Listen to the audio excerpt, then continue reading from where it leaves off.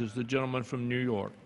Thank you, Mr. Speaker. I rise today to offer a common-sense bipartisan amendment that I think will have significant impact on the comprehensive opioid abuse grant program. And I want to thank the gentleman from West Virginia, Mr. McKinley, and the gentleman from Oklahoma, Mr. Mullen, for working with me on this.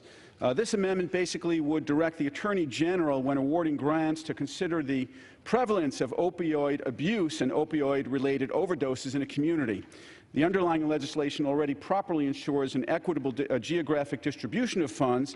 This amendment simply makes sure that the areas hardest hit by the epidemic are getting the resources that they need. I happen to represent Suffolk County on Long Island in New York. We have suffered with more opioid deaths and related deaths than any other county in my state. Between 2009 and 2013, 334 people in Suffolk County lost their lives to heroin or opioids. By comparison, Brooklyn, which has 1 million more residents, had only one-half the number of opioid deaths in the same time.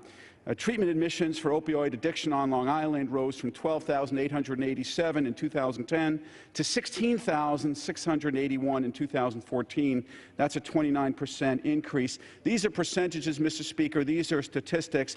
All of us in this body know how this epidemic is affecting real lives. Just over 2 weeks ago, I met with the students from Half Hollow Hills High School West's One World Youth Organization. I met with a young woman named Lexi Wasser. She shared with me that her brother Zach died of an overdose in January at 23 years old.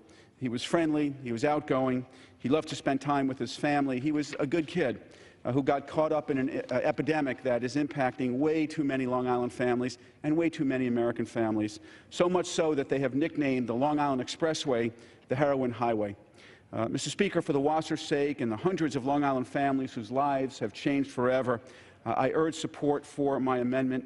I urge passage of the underlying bill. I again want to thank my colleagues on both sides of the aisle for their cooperation, their support for this amendment. And with that, I reserve the balance of my time.